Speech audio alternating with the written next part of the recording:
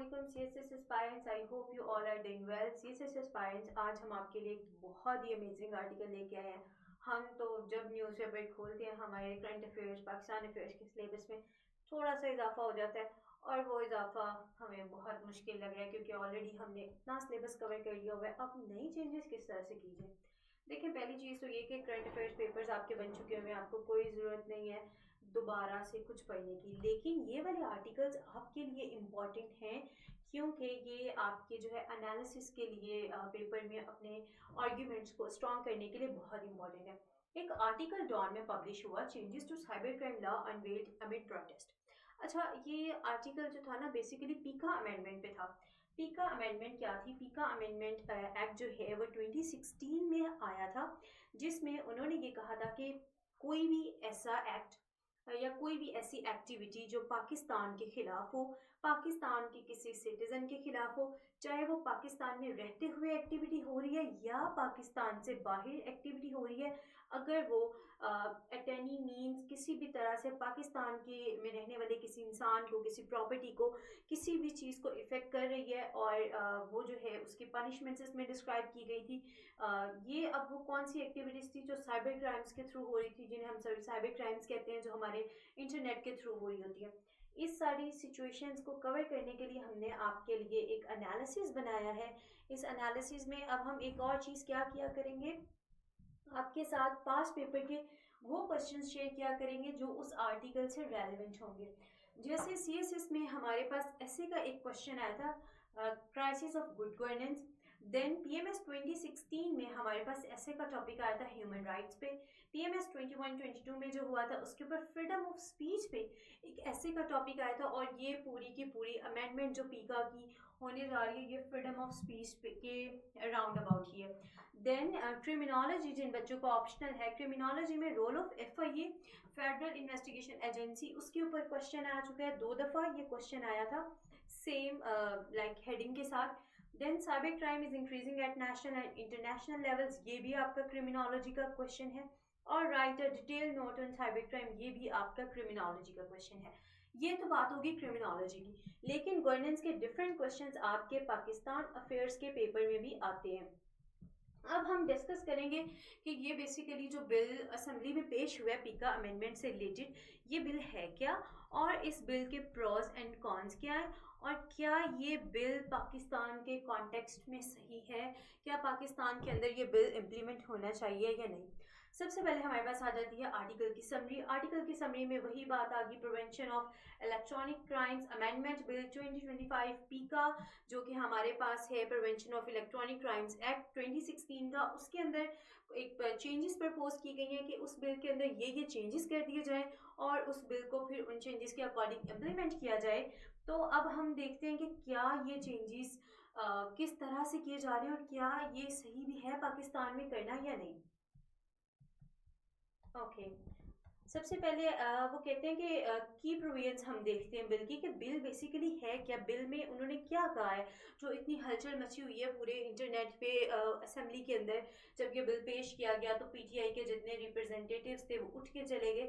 तो हम देखते हैं कि इस बिल में ऐसा था क्या। सबसे पहले वो कहते हैं कि अच्छा जी, पनिशमेंट्स उन्होंने डायरेक्ट ही बिल के अंदर एक्सप्लेन कर दी कि कोई भी ऐसा इंसान जो ऐसी इंफॉर्मेशन सोशल मीडिया पे अपलोड करेगा जिससे हमारी जनरल पब्लिक के अंदर फियर, पैनिक या अनरेस्ट आएगा सोसाइटी में, उसको दो उन्होंने पनिशमेंट्स रिकमेंड की हैं। या तो उसको 3 साल के लिए कैद होगी, या उसको 2 मिलियन जो है वो फाइन होगा, या ये दोनों भी हो सकती हैं। ठीक है। Then social media protection and regulatory authority. अब ये बिल में प्रपोज किया गया कि एक ऐसी रेगुलेटरी अथॉरिटी बनाई जाए जो सोशल मीडिया पे होने वाली तमाम पोस्ट का ख्याल रखे। आप लोगों ने देखा होगा 2024 में पाकिस्तान के अंदर जो पॉलिटिकल अनरेस्ट आया है, अब ऑब्वियसली हमारी पॉलिटिकल पार्टी है पीटीआई, हमारी बहुत सारी जो यूथ है वो उसको सपोर्ट करती है। अब यहाँ पे पॉलिटिकल पार्टी के बताने का मकसद ये नहीं है कि हम किसी एक पॉलिटिकल पार्टी के फेवर में। आपने पेपर में किसी भी पॉलिटिकल पार्टी के बारे में नहीं लिखना, आपको अपनी जो है वो गवर्नमेंट को डिफेंड करना होता है at any cost by any means, because you are going to be the civil servants of Pakistan, और आपने गवर्नमेंट के साथ काम करना है। आपके लिए गवर्नमेंट सही है, गवर्नमेंट के लॉ सही है, हर चीज़ सही है, लेकिन फिर यहाँ पे बात आती है कि हम ये पढ़ क्यों रहे हैं? अगर हमने गवर्नमेंट को डिफेंड करना है, ये पढ़ हम इसलिए रहे हैं ताकि हम अगर आर्ग्यूमेंटेटिव ऐसे आ जाता है या पाकिस्तान अफेयर्स में वो कोई ऐसा क्वेश्चन पूछ लेता है, या हम क्रिमिनोलॉजी का बच्चे पेपर अटेम्प्ट कर रहे हैं जहाँ पे एफआईए पे क्वेश्चन आता है, तो हम वहाँ पे जो अगर रिकमेंडेशंस आ रही हैं या आपका एनालिसिस पूछ रहे हैं, तो हम उसको बेहतर किस तरह से कर सकते हैं। अब वो कहते हैं कि जो अथॉरिटी बनेगी, रेगुलेटरी अथॉरिटी, उसके पास पावर्स क्या होंगी? उसके पास वो कहते हैं कि डिफरेंट पावर्स होंगी, जैसे वो अनलॉफुल जितना भी कंटेंट है, एंटी स्टेट है, उसको वो ब्लॉक कर सकेंगे। और जिस चीज़ को वो एक दफ़ा ब्लॉक कर देंगे वो हमेशा के लिए ब्लॉक हो जाएगी, दोबारा कभी भी वो सोशल मीडिया पे आपको नज़र नहीं आएगी। National cyber crime investigation agency, NCCIA, वो कहते हैं कि एफआईए का जो साइबर साइबर क्राइम का विंग है, एफआईए फेडरल इन्वेस्टिगेशन एजेंसी हमारी जो है, उसका जो साइबर क्राइम का विंग है उसको एक नई इन्वेस्टिगेशन एजेंसी रिप्लेस कर देगी। साइबर क्राइम विंग सीसीडब्ल्यू और federal investigation agency is guided by the laws under the prevention of PECA 2016। अब यहाँ पे ये डेफिनेशन जो है वो सीसीडब्ल्यू की साइबर क्राइम विंग की ऐड की गई है, ताकि वो बच्चे जिनको इस चीज़ का आइडिया नहीं है, ऑब्वियसली हर बच्चे ने तो क्रिमिनोलॉजी ऑप्ट नहीं ना की हुई, तो उनको नो हाउ हो जाए कि बेसिकली साइबर क्राइम विंग है क्या। ठीक है। देन हम आते हैं, वो कहते हैं कि अब ये जो है नई एजेंसी जो वो बनाने जा रहे हैं, इसको एक नया उनका डीजी जो है वो अपॉइंट करेंगे, जिसकी टर्म्स 3 इयर्स की वो रखेंगे, और इसके जो ऑफिसर्स होंगे उसकी उन्होंने अब देखें पावर्स डिमांड की हैं। अब ये बहुत सारे, अगर हम कॉन्टेक्स्ट में देखें तो ये चीज़ थोड़ी सी गलत भी है, लेकिन अब वो देखते हैं कि ये बिल अगर अप्रूव होता है। Then social media complaint council act, ठीक है, उन्होंने कहा कि भाई सोशल मीडिया की एक कंप्लेंट काउंसिल बनाई जाए, एक ऐसी काउंसिल हो जिसके लाइक अगर मैं as a citizen of Pakistan या आप में से कोई बच्चा as a citizen of Pakistan complain करता है कि लेट से XYZ एक इंस्टाग्राम या फेसबुक पे रन होने वाला पेज है, इस पेज पे ये चीज़ें अपलोड हो रही हैं, ये हमारी स्टेट के खिलाफ है, ये किसी भी चीज़ के खिलाफ है, कोई भी कंप्लेन कर सकते हो, ये काउंसिल उस चीज़ के ऊपर एक्ट लेगी, सॉरी उस चीज़ के ऊपर एक्शन लेगी, और उसको जो है वो परमानेंटली रिमूव किया जाएगा। यानी यहाँ पे एक पॉइंट आ सकता है कि अपनी पब्लिक को फैसिलिटेट करने के लिए ये एक काउंसिल बनाई जा रही है। देन वो कहते हैं कि ये जो हमारी लाइक काउंसिल होगी, इसको चेयर कौन करेगा? फॉर्मर हाई कोर्ट का जज होगा जो विल इन्फोर्स द एक्ट, और ये जो डिसीजन है ये विद इन 60 लाइक जो ट्रिब्यूनल डिसीजन है उनको सुप्रीम कोर्ट के अंदर 60 डेज के अंदर चैलेंज भी किया जा सकता है। अब उन्होंने इसका थोड़ा सा वे फॉरवर्ड भी दे दिया। कंटेंट रिस्ट्रिक्शन, ये वो चीज़ है जो पाकिस्तान लाइक जब से पाकिस्तान के अंदर ये नया पॉलिटिकल सिचुएशन बनी है ना, ये 8 फरवरी के बाद स्पेसिफिकली, तो पाकिस्तान के अंदर ना बहुत सारे पेजेस, इंस्टाग्राम पे आप देख लो, फेसबुक पे देख लो, हमारी तो जेन जी आ रही है हमारी सिविल सर्विसेज में, तो वो यूज़ बहुत ज़्यादा उनका सोशल मीडिया का है। वहाँ पे आपको पता है कि डिफरेंट टाइप का कंटेंट पोस्ट हो रहा था, चाहे वो मीम्स की फॉर्म में हो, जुडिशरी पे, आर्म फोर्सेस पे, पार्लियामेंट पे, तो ये कंटेंट जो है, अब जो गवर्नमेंट जो भी कंटेंट अलाउ करेगी या जो नई वो अथॉरिटी बनाने जा रहे हैं, जो कंटेंट वो अथॉरिटी कहेगी कि ये सोशल मीडिया पे पोस्ट हो सकता है, सोशल मीडिया पे पोस्ट होने के काबिल है, तो वही अपलोड हुआ करेगा। Criminal justice system. The government also introduced 108 amendments to the CRPC to modernize the criminal justice system. अब देखिए पाकिस्तान का criminal justice system हर तरह से सफ़र कर रहा है। पाकिस्तान के अंदर अगर आप सिर्फ FIR फाइल करने चले जाओ तो हमारा थाना कल्चर इतना कोई बुरा है, कहना तो नहीं चाहिए, लेकिन अनफॉर्चुनेटली हमारे जो कुछ वो पुलिस ऑफिसर्स हैं उन्होंने एक थाना कल्चर क्रिएट कर दिया हुआ है कि एक बंदा जिसके पास कोई रेफरेंस नहीं है वो FIR के लिए जाता है, उसको इस तरह से ट्रीट किया जाता है कि वो भूल ही जाता है कि उसके साथ किसी भी तरह का कोई जुल्म हुआ है, कोई नाइंसाफ़ी हुई है। अच्छा जी, stricter measures against the false complaints and police excesses, वो कहते हैं कि फॉल्स कंप्लेंट्स के खिलाफ भी मेजर्स ली जाएंगी कि वो लोग जो पावर का इस्तेमाल करते हुए, रेफरेंसेस का इस्तेमाल करते हुए लाइक डिफरेंट जो फॉल्स कंप्लेंट्स कर रहे होते हैं, mandatory lower court bell if investigation. अब ये डिफरेंट जो हमारे पास लॉ के स्टूडेंट्स हैं या जिन्होंने क्रिमिनोलॉजी ऑप्ट किया हुआ है या लॉ का कोई भी ग्रुप का सब्जेक्ट ऑप्ट किया हुआ है, वो इस चीज़ को बहुत बेहतर तरीके से समझ सकते हैं हमारे CRPC और PPC को। लेकिन कहते कि सोचने की बात यह है कि पाकिस्तान पीनल कोड हो या फिर CRPC हो, ये हमें देते ही कलोनियल इरा की इनके अंदर झलक दिखाई देती है। ठीक है। और इनके अंदर अमेंडमेंट्स होती रही हैं टाइम टू टाइम, लेकिन बात ये कि क्या ये अमेंडमेंट्स मतलब इनको प्रैक्टिकली भी यूज़ किया जा रहा है? क्या जो उन्होंने कहा कि एफआईआर का प्रोसेस सिंपल हो जाएगा, अब एक एफआईआर होती है कि अच्छा आपकी आराम से आप अपने रेलेवेंट थाने के अंदर गए हो वहाँ पे कट गई है। एक एफआईआर होती है जिसके लिए आपको कुछ किसी जज को अप्रोच करना पड़ता है, अपनी एफआईआर के लिए कोर्ट जाना पड़ता है। तो क्या ये प्रोसेस सिंपल हो पाएगा?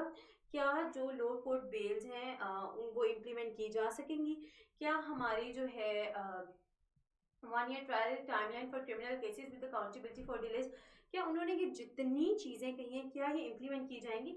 24 में एक रिपोर्ट आई डोंट नो किस न्यूज़पेपर में किसी में पब्लिश हुई थी कि सिर्फ हमारी इस्लामाबाद हाई कोर्ट के अंदर 50,000 केस जो है ना वो पेंडिंग पड़े हुए। अब देखो ये सिर्फ एक कोर्ट की एग्जांपल है, और ये तो वो केस है ना जो कोर्ट में चले गए। अब पता नहीं कितने केस ऐसे हैं जो कोर्ट में जा ही नहीं पाते, जो अपना जो फर्स्ट स्टेप है एफआईआर उससे ही आगे नहीं बढ़ पाते, तो कोर्ट तक तो जाना दूर की बात है। और अगर केस कोर्ट में चले भी जाते हैं तो फिर वही तारीख पे तारीख और कोई केस सॉल्व नहीं होता।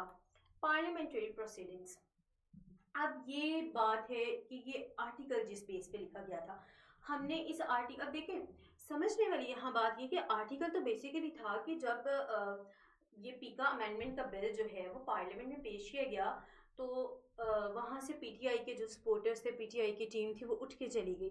लेकिन देखें एक आर्टिकल था, उसके एनालिसिस से हमें पीका को समझने का कितना अच्छा मौका मिल गया। हमें पता चल गया कि पीका में क्या चीज़ें ऐड की गई हैं, पीका अमेंडमेंट बिल में क्या क्या वो प्रपोज करने जा रहे हैं। 2016 का जो पीका का एक्ट है, सॉरी पीका 2016 में जो एक्ट आया था उसके अंदर कौन कौन सी चेंजेस प्रपोज की जा रही हैं, हमें एक सीखने को ये मिल गया। यहाँ से देखिए इन एनालिसिस बनाने का मकसद भी यही है कि देखो एक आर्टिकल तो न्यूज़पेपर में आ जाता है, लेकिन क्या ये आर्टिकल पढ़ के आपको समझ आ रही है कि ये आर्टिकल है क्या, मैंने इसको लाइक करना मैंने इसका क्या है, और अगर करना भी है तो उसको पेपर में मेरा क्या काम है। हम जिससे भी सुने वो हमें कहता है न्यूज़पेपर पढ़ना शुरू कर दो आपका सीएसएस हो जाएगा, अंग्रेजी बेहतर कर लो सीएसएस हो जाए, लेकिन कोई ये नहीं बताता कि न्यूज़पेपर में पढ़ने वाली चीज़ क्या होती है। और यही वो वजह जो हम ये एनालिसिस की अपनी सीरीज़ लेके हैं ताकि हमारे बच्चों को जो है, हमारे जितने भी स्टूडेंट्स हैं, हमारे सीएसएस एस्पायरेंट्स हैं, उनको फैसिलिटेट किया जा सके। देन कॉन्टेक्स्ट आता है। These changes sparked a debate about freedom of speech। हमने ऊपर देखा फ्रीडम ऑफ स्पीच पे ऐसे आ चुका है। Governance of digital platforms, governance का जो मर्जी कॉन्टेक्स्ट गवर्नेंस पे हमारा एक ऑलरेडी ऐसे का टॉपिक आ चुका है। पॉलिटिकल मोटिवेशंस, ऑब्वियसली पॉलिटिक्स की तो बात हमने करनी नहीं है पेपर में। The bill is set to be reviewed by the national assembly standing committee. अब ये देखते हैं कि भाई इस बिल का क्या बनेगा। अच्छा अब ये ना एक बहुत और डिफरेंट आर्टिकल है। आई नो आज के ये जो रिकॉर्डिंग है थोड़ी सी लंबी हो जाएगी, आप थोड़ा सा बोर भी हो रहे होंगे, लेकिन देखो इस आर्टिकल के अगर हम थोड़ा सा इसके अनडेप्थ एनालिसिस की तरफ जाएं तो ये जो आर्टिकल था ना spectre of authoritarianism, Zahid Hussain इसके राइटर हैं। ये लाइक हुआ था 5 फेब को डॉन के अंदर पब्लिश हुआ था। ऊपर वाला जो आर्टिकल है वो थोड़ा सा लाइक पुराना है जब बिल पेश किया गया था, लेकिन ये आर्टिकल 5 फेब को डॉन में पब्लिश हुआ था। इस आर्टिकल में वो बताते हैं, जाहिद हुसैन साहब ने लिखा है कि पाकिस्तान के अंदर ये जो बिल पेश किया गया है इसकी क्या पाकिस्तान के ऊपर इफेक्ट्स होंगे, क्या पाकिस्तान में इस टाइम ज़रूरत थी एक ऐसा बिल पेश करने की, क्या पाकिस्तान की ऑनगोइंग सिचुएशंस को किसी और तरीके से टैकल किया जा सकता था या नहीं टैकल किया जा सकता था। अब हम इस आर्टिकल के अगर की पॉइंट्स की बच्चों बात करें तो कहते हैं राइज अथॉरिटेरियनिज्म एंड डेमोक्रेटिक एवेगन। हमने पिछले एक आर्टिकल के एनालिसिस में देखा था कि पाकिस्तान को नॉट फ्री कैटेगराइज किया गया है। पाकिस्तान को उस कैटेगरी में डाल दिया गया है जिस कैटेगरी में हमारे पास चाइना और सऊदी अरेबिया आते हैं। अगर आप सबके नॉलेज में हो तो चाइना के अंदर हर सोशल मीडिया बैन है, उनके अपने सोशल प्लेटफॉर्म्स हैं और उनके लोग वही यूज़ करते हैं। लाइक वहाँ पे फ्रीडम ऑफ स्पीच का तो आप तस्वर भी नहीं कर सकते। PECA amendment criminalises criticism of political leaders, जजेस एंड द मिलिट्री। अब देखिए वो कह रहे हैं कि वो क्रिमिनलाइज कर रहे हैं फ्रीडम ऑफ स्पीच को ही क्रिमिनलाइज कर दिया गया है, यानी अगर आप कुछ बोलेंगे तो आपको सजा होगी। The 26 constitutional amendment undermines judicial independence. अब यहाँ पे बात आती है, हम कहते हैं कि अच्छा पीका अमेंडमेंट तो आ गई है, लेकिन इसके साथ कुछ और भी हुए हैं अभी रिसेंटली। अभी जो हुए है वो 26 कॉन्स्टिट्यूशनल अमेंडमेंट आई है। अच्छा, इसका भी डिटेल एनालिसिस यूट्यूब पे अपलोड हुआ है, आप वो भी सुन सकते हो अगर किसी बच्चे को 26 कॉन्स्टिट्यूशनल अमेंडमेंट की समझ नहीं आई तो। 26 कॉन्स्टिट्यूशनल अमेंडमेंट में अच्छा ये राइटर लिखते हैं, और अगर हम वैसे भी देखें तो एक बड़ा ड्रास्टिक सा चेंज आया कि कुछ जजेस को शिफ्ट कर दिया गया, वो अपॉइंटमेंट्स जो काफ़ी लाइक टाइम टेकिंग प्रोसीजर्स थे उन्हें शिफ्ट कर दिया गया सिर्फ लाइक अपनी जो जुडिशरी है पसंद की बनाने के लिए। ऑब्वियसली बहुत पॉलिटिकल बात हो जाएगी, बाइसनेस यहाँ पे आ जाएगी, हमने इस बात को नहीं करना, सिर्फ आप लोगों को बताने के लिए था कि इस आर्टिकल के अंदर ये पॉइंट भी एडेड था। अब देखें ये दो वो डेवलपमेंट्स हुई हैं 24 के एंड में और 25 के स्टार्ट में पाकिस्तान के अंदर, जिनसे पता चल रहा है कि पाकिस्तान के अंदर डेमोक्रेसी का तो सत्यानाश हो चुका है ना, जमहूरियत तो है ही नहीं पाकिस्तान में, और वो जो बची कुची डेमोक्रेसी थी उसे भी जो है वो अथॉरिटेरियनिज्म की तरफ ले जाया जा रहा है। Crack down on freedom of speech. आप वो कहते हैं कि देखो इस आर्टिकल से वाज़ेह होता है कि फ्रीडम ऑफ स्पीच खत्म हो रही है। हमने किसी पॉलिटिकल पार्टी के सपोर्टर होकर नहीं सोचना, हमने बीइंग अ पाकिस्तानी सोचना है, being a citizen of Pakistan सोचना है कि क्या मेरे पास इतना राइट नहीं है कि मैं अपनी जो है वो पॉलिटिकल थॉट दे सकूं कि यार पाकिस्तान के अंदर ये चीज़ तो गलत हो रही है, पाकिस्तान के अंदर ऐसा नहीं होना चाहिए। या अगर कोई जुडिशरी की बात है तो मैं कहूँ कि यार नहीं, यहाँ पे तो हमारी जुडिशरी गलत है। या अगर हम मिलिट्री की बात करेंगे, नहीं यार ये पॉइंट ऐसे नहीं होना चाहिए था, लेकिन क्या फ़ायदा, अब इस बारे में आप बोल ही नहीं सकते। अगर आप बोलेंगे तो उन्होंने तो पनिशमेंट्स डिस्क्राइब कर दिए हैं कि अगर आप सोशल मीडिया पे आके किसी भी गवर्नमेंट के लाइक आप कह लो कि इदारे के बारे में बोलोगे तो फिर आपको 3 साल की कैद और 2 मिलियन का fine. Journalist and lawyers are protesting against PECA. अब वो कहते हैं कि जर्नलिस्ट और लॉयर्स पीका के खिलाफ जो है वो प्रोटेस्ट कर रहे हैं कि पीका की जो अमेंडमेंट है इसको अप्रूव नहीं होना चाहिए। जजेस opposing deep state interfering are being sideline, tribunals under पीका एक्ट एज प्रोसिक्यूटर, जज and jury. Then internal security crisis. अच्छा देखो जो बात है ना वो ये है कि पाकिस्तान के इस टाइम अगर हम इंटरनल सिचुएशंस देखें तो केपीके और बलूचिस्तान के अंदर बढ़ते हुए मिलिटेंट अटैक्स, अगर आप कभी न्यूज़पेपर लाइक मोबाइल अपने लैपटॉप या मोबाइल में डिजिटली ओपन करो ना, आप सिर्फ ये कीवर्ड लिखोगे ना बलूचिस्तान का तो आपको पता चल जाएगा कि आप सिंपल गूगल पे जाके टाइप कर दो कि ongoing crisis in Pakistan in news, तो आपको इतनी कोई एक लिस्ट मिल जाएगी कि बलूचिस्तान में डेली हो क्या रहा है। हमने 2024 के ना करंट अफेयर्स की एक लिस्ट अपलोड की थी कि 2024 में जैन से लेकर दिसंबर तक जो जो आप कह लो कि लाइक कि जितने भी इवेंट्स हुए उसके अंदर ना हर डेट के बाद आपको मिल रहा था कि बलूचिस्तान में अटैक हुआ इतने लोग शहीद हो गए, केपीके में ये हुआ इतने लोग शहीद हो गए। और बलूचिस्तान की तो फहरिस्त इतनी लंबी थी कि लाइक अब हमने वो ऐड नहीं की थी क्योंकि देखो वो पेपर पॉइंट ऑफ व्यू से हम नहीं लिख सकते थे, लेकिन बात यह है कि पाकिस्तान की इंटरनल सिचुएशन क्या है और उस इंटरनल सिचुएशन को इग्नोर किया जा रहा है। क्या इस टाइम हमारे गवर्नमेंट का फोकस, हमारी सारी अथॉरिटीज़ का फोकस इस चीज़ पे नहीं होना चाहिए? अमेंडमेंट्स तो थोड़ी सी लाइक डिले भी हो सकती हैं, अमेंडमेंट्स के बजाय कोई और हम गवर्नेंस में चेंज कर सकते थे, कोई पॉलिसीज़ और बन सकती थी। और इस चीज़ का लाइक आप कमेंट्स में ज़रूर बताइएगा कि क्या और तरीके हो सकते थे अगर गवर्नमेंट पी का अमेंडमेंट बिल ना भी पेश करे, तो क्या वो तरीके हैं जिनसे हम पाकिस्तान के सोशल मीडिया को रेगुलेट कर सकते हैं। Baloch insurgency is waning due the state repression and public alienation. देखिए बलोचिस्तान के अंदर तो जो वाकई इंसर्जेंसी है ना वो बढ़ती जा रही है, बढ़ती जा रही है। और ये भी बात है कि बलोचिस्तान कहीं ना कहीं इग्नोर हो रहा है एज अ प्रोविंस, वो इग्नोर हो रहा है। Provincial administration Balochistan has collapsed amid election controversies. अब देखें 8 फेब की तो सिचुएशन हम सबके सामने, अब कुछ लोग उस चीज़ को सही मानते हैं, कुछ नहीं मानते, वो फिर सबकी अपनी पॉलिटिकल थॉट्स वहाँ पे डिवाइड हो जाती हैं। लेकिन ये है कि बहुत सारे हमारे एरियाज़ ने सफ़र किया है 8 फेब की वजह से, जो हमारे इलेक्शंस के अंदर एक ड्रास्टिक चेंज आया था। और इस आर्टिकल में तो वो बताते भी है ना कि बलूचिस्तान तो उस चीज़ की वजह से बहुत बुरी तरह सफ़र कर है। Political hypocrisy and consequences. अच्छा देखो बच्चों, ये जो बात है ना ये पेपर के पॉइंट ऑफ व्यू से लिखने वाली नहीं है, ये बात सिर्फ इसलिए है कि आपको पता चल सके कि अच्छा पीका के इन डेप्थ एनालिसिस है क्या। देखिए पीका जो है इस टाइम जो हमारी गवर्नमेंट है उन्होंने लाइक वो अब हम कह लें कि पीएमएनएम की गवर्नमेंट है, उन्होंने ये बिल जो है वो पेश किया। वो कहते हैं राइटर कि क्या जब इनकी गवर्नमेंट नहीं रहेगी और किसी और पॉलिटिकल पार्टी की गवर्नमेंट आएगी तो क्या ये बिल उस टाइम इनके खिलाफ यूज़ नहीं होगा। क्या 26 कॉन्स्टिट्यूशनल अमेंडमेंट में जो जुडिशरी के साथ किया गया है क्या वो वाली बात में ये सारी अमेंडमेंट्स इनके खिलाफ नहीं यूज़ होंगी। तो ये जो अमेंडमेंट्स चाहे पीका की हों चाहे 26 कॉन्स्टिट्यूशन की हो ये इफ़ेक्ट करेंगी। हाँ कल को अगर ये पॉलिटिकल पार्टीज ऑपोजिशन में आती हैं तो अब जो हमने इतनी बात की इस बात के करने का मकसद क्या था, हमें पीका से क्या लगे, पीका इम्प्लीमेंट हो ना हो। मैं तो सोशल मीडिया यूज़ ही नहीं करती, मुझे तो वैसे भी नहीं बोलने का शौक कि भाई पाकिस्तान में जो मर्जी होता है मैं तो हर चीज़ को एक्सेप्ट कर लूँगी। 8 फेब के बाद इलेक्शन के जो हालात हुए या पंजाब में बलोचिस्तान में सिंध में जो मर्जी गवर्नमेंट बने मुझे उस चीज़ से क्या लेना देना है।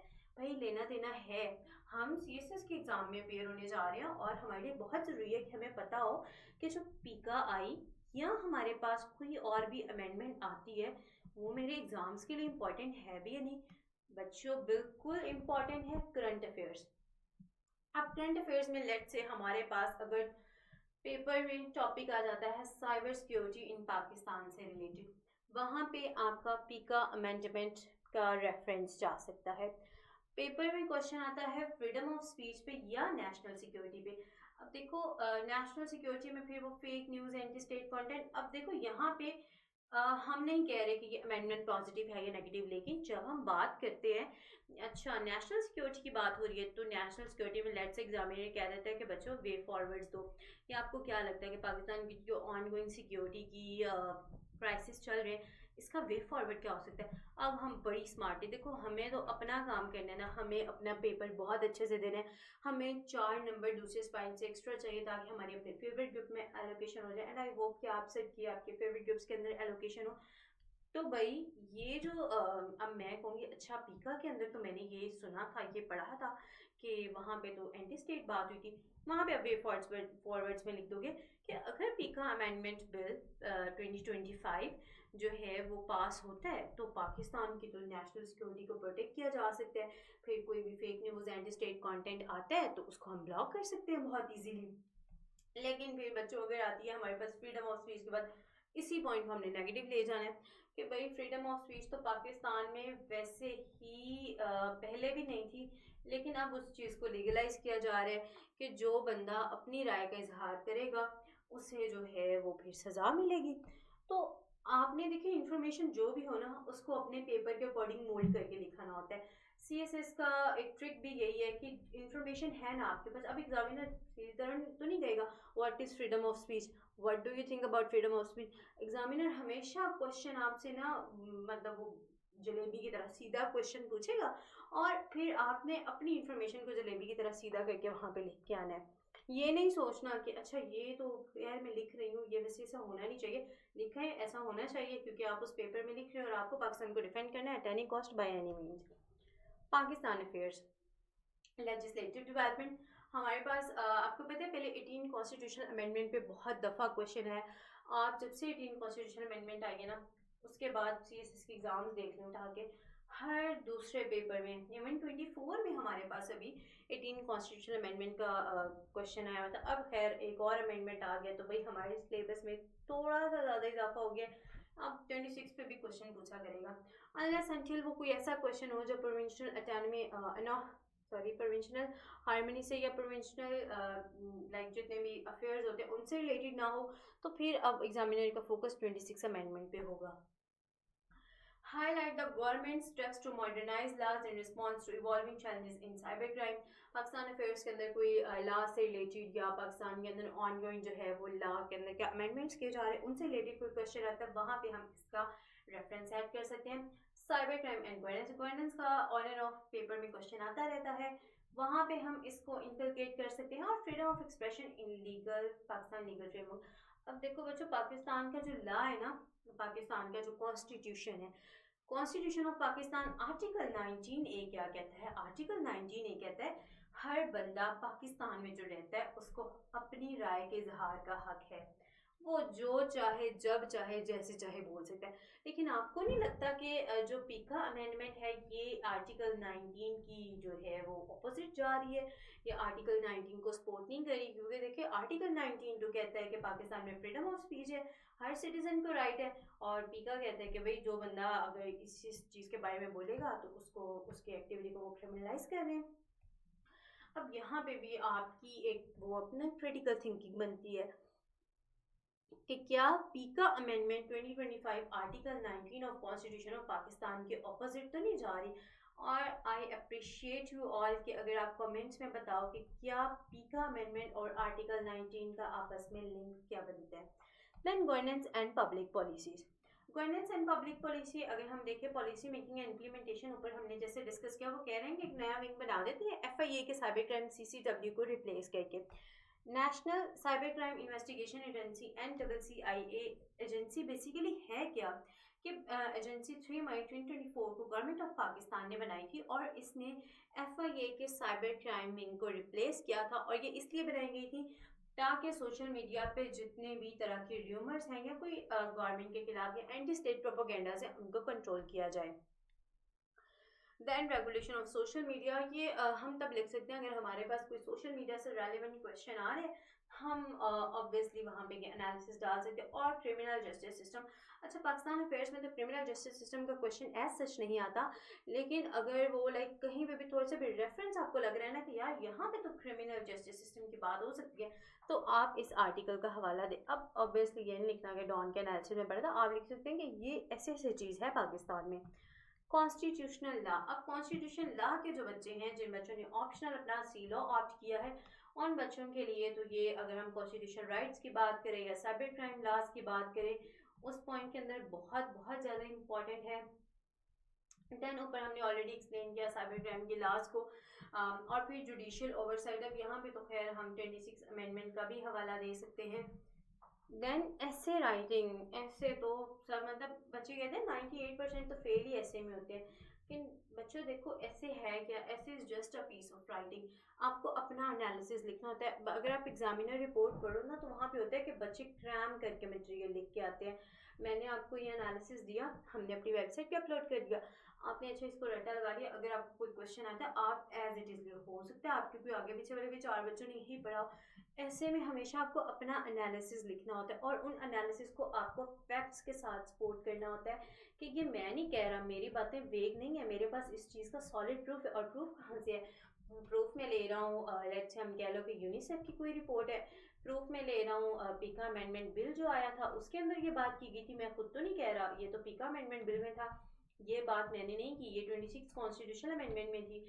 तो आपने अपने जो ये एक आपके लिए टिप भी है कि अपने एनालिसिस को फैक्ट से सपोर्ट करना होता है। और अगर कोई 26 या 27 के एस्पायरेंट देख रहा है तो बच्चों अपने फैक्ट्स पे काम करना शुरू कर दो। और अगर आप 24 की लाइक जो नियर पीरियड की भी फैक्ट बुक थी उसको भी देखो, तो उसके अंदर भी डिफरेंट जो हमने फैक्ट्स और फिगर्स ऐड किए थे।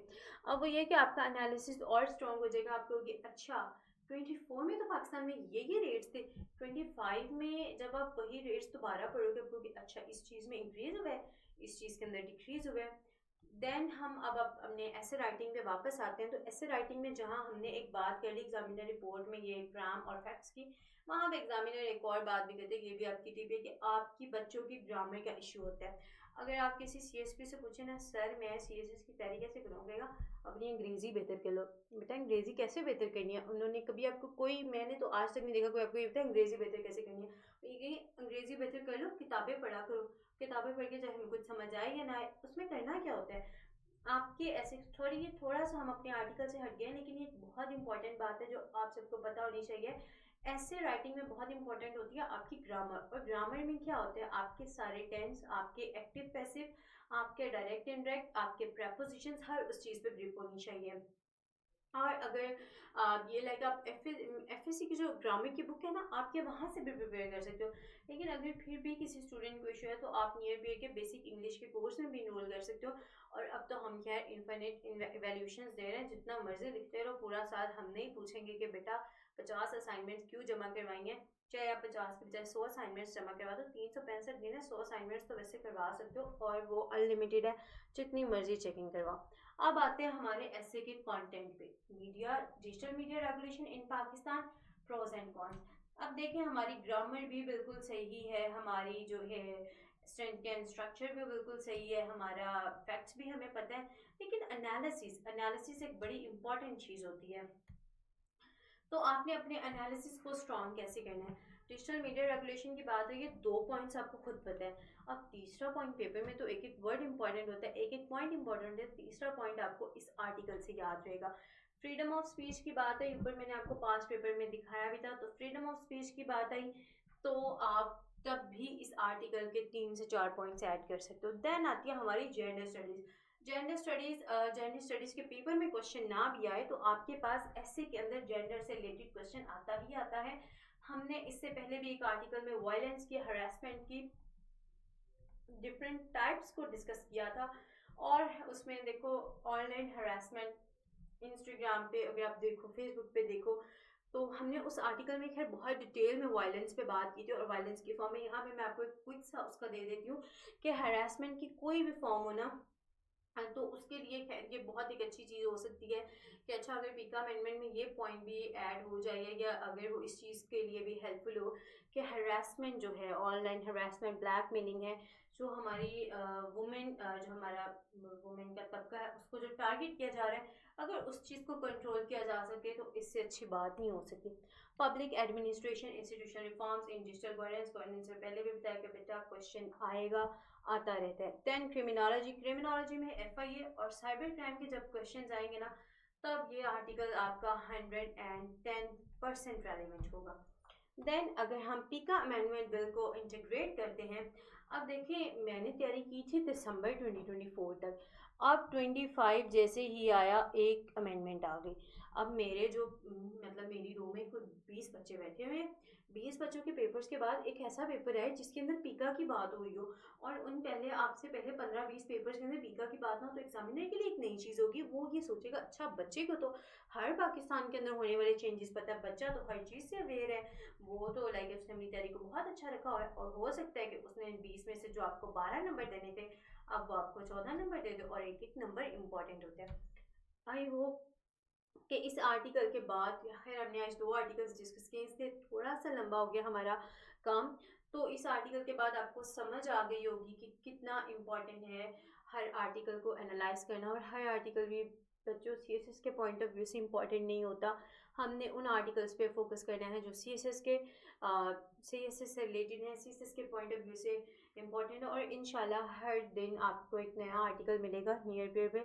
और इसीलिए मेरी आपसे रिक्वेस्ट है कि अगर आपको वीडियो अच्छी लगी जिसको लाइक ज़रूर करिएगा, कमेंट्स में अगर जो मैंने ऊपर बातें की हैं उनमें अपने जो फीडबैक है या आपको जो वे फॉरवर्ड्स लगते हैं वो ज़रूर बताइएगा, और इसको शेयर भी कीजिएगा उन अपने फ्रेंड्स के साथ जिनको न्यूज़पेपर पढ़ना बिल्कुल पसंद नहीं है, और जो सोच रहे हैं कि अच्छा मैं तो न्यूज़पेपर नहीं पढ़ सकता, क्या मेरा सीएसएस हो जाएगा।